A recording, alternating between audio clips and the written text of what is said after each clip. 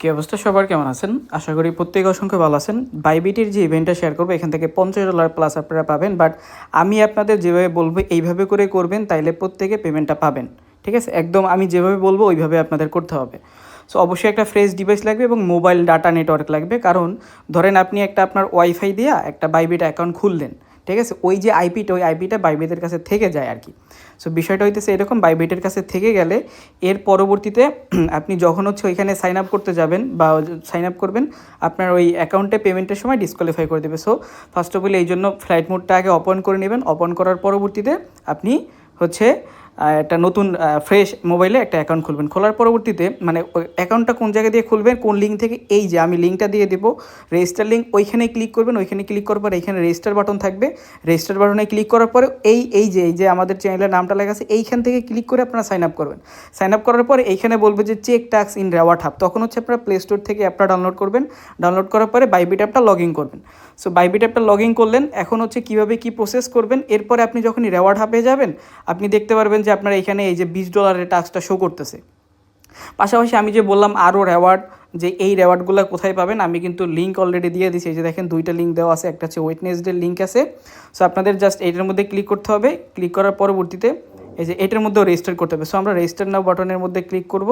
So এবং আমরা এটা রেজিস্টার করে নিব। সো রেজিস্টার করার জন্য এখান থেকে রেজিস্টার না করলেও হবে, আপনি জাস্ট হচ্ছে বাইবিটে আসবেন। আসার পরবর্তীতে আপনি হচ্ছে এই রেওয়ার্ড সেন্টারে যাবেন। রেওয়ার্ড সেন্টারে যাওয়ার পরে এই যে দেখেন নিচে যে ওয়েডনেসডে এয়ারড্রপ, জাস্ট এটার মধ্যে একটা ক্লিক করবেন।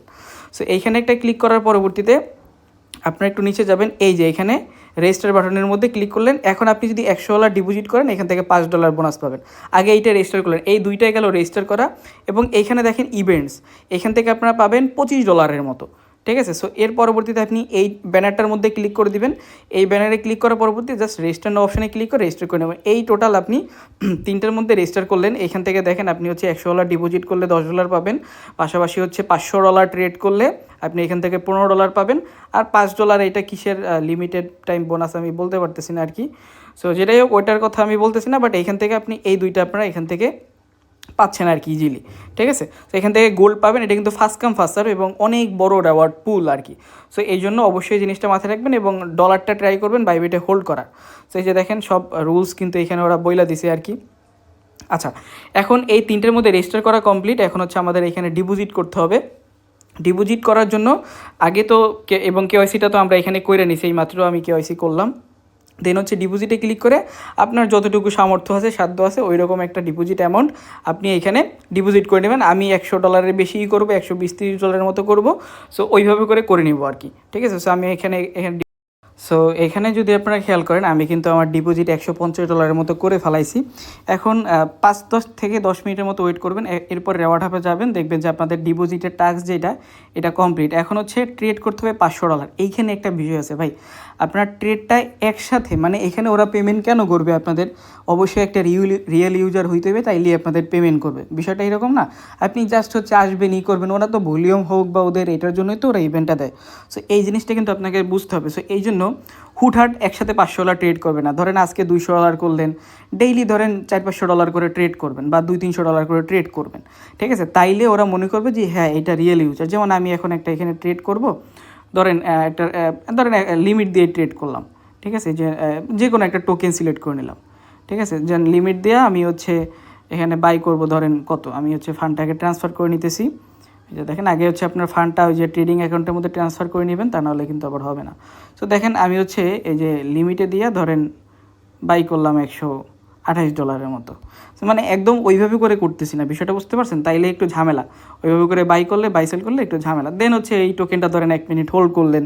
হোল্ড করার পরে এরপরে করলেন, মানে ওয়াশ ট্রেড করা যাবে না, এটা হচ্ছে মেইন বিষয়। ওয়াশ ট্রেড করা যাবে না আপনার।